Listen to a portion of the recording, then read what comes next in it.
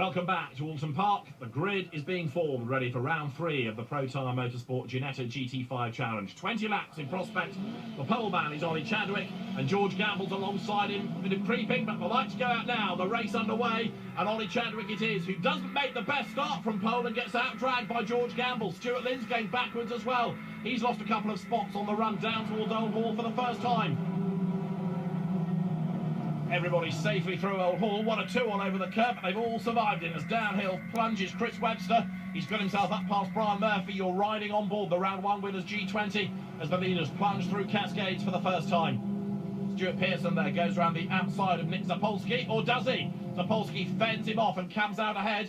Zapolsky stepping up from G20s to G40s for this year. Stuart Lynn versus Mark Davis. They spent the bulk of the day running together. Heading now up towards Shell Oil's corner for the first time. Stuart Lynn running in 5th place at the moment. Stuart Pearson busy battling in the background. Look, green flag has come out to say that the incident zone going into Shell has finished, so somebody's had a drama, I think, on this opening lap. Chris Webster fights back to try to get past Pearson, wriggling their way through Britons. As expected, it's been a very fraught first half of the first lap, and the leader is George Gamble, looking for a win today. Been successful in the past in this type of car, but he was beaten by Gary Sims in race 1 and out-dragged by Ollie Chadwick in race 2. He's leading at the moment then. The cars head up Clay Hill once more. 24 there, you can see Rob Gaffney, who we saw in the wards in one of the earlier races. He's keeping Struan Moore at bay and going after Mark Davis now. Through Druid, 3 for the lead, absolutely tied together. Down towards Lodge Corner they come for the first time. Is this going to be an opportunity, maybe, for Chadwick to fight back? Also trying to gain ground there. Look, on the inside is Finlay Ratcliffe as the cars dive down towards Lodge Corner for the first time of asking. Finlay Ratcliffe trying to work his way through traffic as the cars dive into Lodge. Taking with him there, look, Vic Covey ahead of Alex Preston in the G20. Leaders go through, down towards Old Hall Corner once more. George Gamble is under attack, isn't he now, because Ollie Chadwick is right there behind him, and not only that, but Gary Sims is staying with him. Stuart Pearson up on the inside of Covey, the two of them absolutely together, and it shows that a well-driven G20 can still mix it with some of the G40s. Not only that, but up to 2nd in class has gone Alex Preston, and Preston is closing on Pearson going into Cascades. Stuart Pearson is kind of being compromised a bit here because he's so busy battling with the G40 that he doesn't really want to be racing against. He's being caught by the class opposition. Down towards Island Bend once again. You're riding with Brian Murphy. Just up the road ahead is Alex Preston. He in turn is looking for a way past the class leader. And up the inside there, charging through on the inside, Rob Keogh to gain a place back within the G40s. Stuart Pearson heads towards Britons, but Alex Preston has made a very good account of himself here at Oulton Park today. He doesn't have anything like the experience of Ginetta racing that Stuart Pearson does. He's graduated from the BRSCC's Mazda MX-5 Championship, and Brian Murphy now wants to go after his class opposition, but he's got this pesky G40 in the way. Pearson locks up, coming into his locks. Is he going to go wide? Yes, he is. Preston right up alongside him. This for the class lead, remember, and Alex Preston on the inside for Nicker Brook will go through. Gets his nose in front. Ideally, they ought to let that blue G40 of Rob Keogh go because it's spoiling the battle a bit now. Luca Hurst is trying to join in with them as well as diving up the inside at Lodge. Stuart Lynn goes ahead of Dennis Strandberg. The Swede falls back behind Stuart Lynn.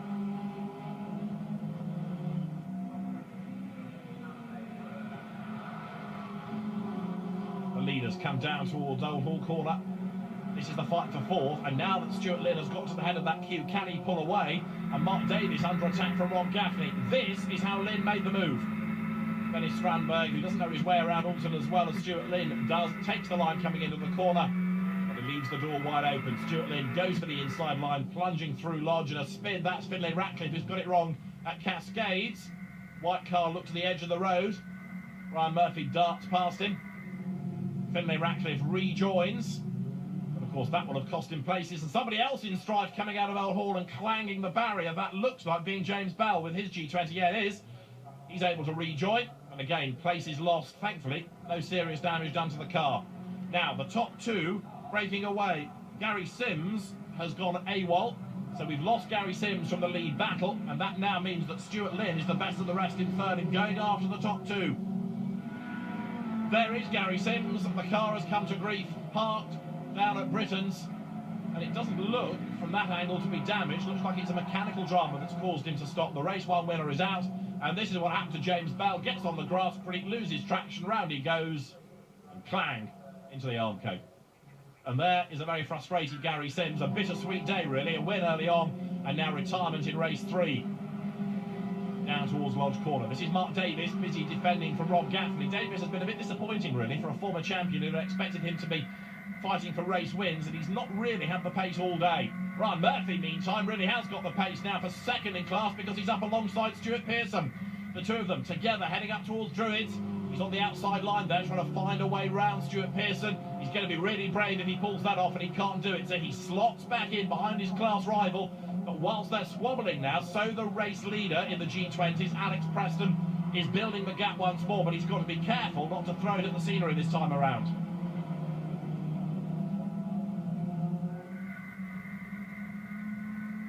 Over the line comes Brian Murphy. You're riding with him as they go down towards Old Hall Corner. To the inside line pulls Stuart Pearson. He's trying to get past Rob Keogh still, whose pace is frustratingly similar to the G20s. They can't have a pure fight because they've always got this G40 around them, getting in the way a little bit. Brian Murphy right onto the tail of Pearson. Now, can he make a lunge up the inside at Cascades? He's close, but he's not really close enough. Onto Lakeside Straight they come once more. And somebody off, James Bell for the second time, this time at Druids. Now this is a replay of the dramas that happened in front of Brian Murphy. Finlay Ratcliffe is ahead of them as they come into Britain's. Accelerates out of the corner, bumps the curve and just loses the back. He sorts himself out, but that's more ground loss for Finlay Ratcliffe, who's not had a great race here. Meantime, Mark Davis back onto the tail now of Dennis Strandberg. He's kept Rob Gaffney at bay, and Davis all over the back of the Swede, who's done a pretty decent job here with not much Oulton Park experience. Mark Davis now dives through on the inside, going into Island Bend and picks up the place.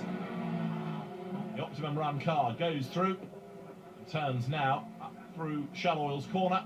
Back onto the power comes Mark Davis and Rob Gaffney, stepping into the GT5, having been a G50 racer in the past, looking for a way to get past the Academy Run car in the hands of Dennis Strandberg. Academy Motorsport, Matt Nicol-Jones' team, himself multiple champion. And off the road goes Vic Cubby, and that's not for the first time today either. The Scotsman having a bit of a mare at Oulton Park. He's off the road as now diving down to Hislops. Mark Davis really goes defensive to keep Strandberg behind him. Strandberg runs deep into Hislops. Rob Gaffney comes round the outside of him, two wheels on the dirt, but Gaffney goes through. Rob Gaffney picks up the place, and Dennis Strandberg falls down the order as the race leaders now come down towards Lodge, and it looks as though we are going to have 3 different winners in the 3 opening races of the year. There is Ollie Chadwick, the race 2 winner, but George Gamble is ahead of him. This is the replay of Strandberg just outbraking himself coming into Hislops. He runs a little bit too deep into that sequence of corners. Rob Gaffney then tries for the place, but they're still arguing. Strandberg on the inside as they come through Island Bend up towards Shell, and he's gone by. So through goes Dennis Strandberg, and Rob Gaffney slots back in behind him. The two of them still tied together now as they work their way up towards Britain's. Gaffney tries to get the run, coming out of Shell. The gap was there, but he would have been on the outside line for the first part of the next chicane. He really closes up under braking though, wallops the curve coming into Britain's. As meantime, George Gamble is set for victory, it seems, at Oulton Park. He turns his way now through Lodge Corner.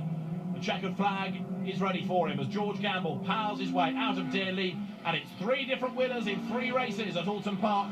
George Gamble comes through victorious ahead of Ollie Chadwick and Stuart Lynn 3rd. Mark Davis 4th, and look at this for 5th. They are absolutely nose to tail now.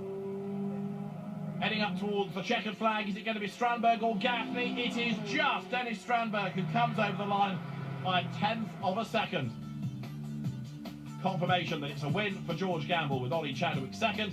Stuart Lynn takes 3rd, and the G20s this time around are won by Alex Preston. Brian Murphy 2nd, and Stuart Pearson comes home 3rd. A delighted George Gamble is the winner. I've not been here since I was doing Ginetta Juniors, so it's good 3 years ago, and just all day been improving and playing about the car a little bit. We struggled in the second one towards the end of the race, but was really strong at the beginning, and I think that time we managed to hold it way through. I mean, my times didn't change, it was like the dash had froze, you know, and Ollie, in fairness, was exactly the same. That's how we had such a big gap from third. 2 seconds in a first, and a fastest lap and a pole. You couldn't ask for much more, could you? It's great. Fantastic momentum throughout the weekend. George was super quick in that race, and it was so competitive. Never had a race where it's just so close before, and it was fair all through this weekend. The competition, Mark, Stuart, Gary, all been clean, fair racing, and hard as well. And it's a great championship, and we're looking forward to the rest of the season. Well, that's a great way to finish your weekend, back on the podium. Yeah, I must admit I've been kind of getting there over the weekend and kind of put it together in the last race. I couldn't quite make the pace of these two guys. They've been really quick, but big thanks to the sponsor Invisible Glass. Hopefully we can kind of do a few more races and be another step higher on the podium next time. It's been action all day as well in the G20s, and this time Alex Preston comes out on top. Yeah, I'm over the moon. I mean, to come here in my first time in the G20 to get a third, second and first is really topped it off. That was a brilliant weekend for the first round, so hopefully I'm looking forward to the pace throughout the season. 3 races in, and the championship looks like this. The G40 is headed by Ollie Chadwick, ahead of George Gamble, with Stuart Lynn chasing in third. Gary Sims fourth, though, after that retirement in race 3. G20s have also delivered cracking action all day, and with Stuart Pearson, multiple champion, running some tough opposition. He leaves Oulton Park down in 4th after a race 1 non-finish. It's Alex Preston, therefore,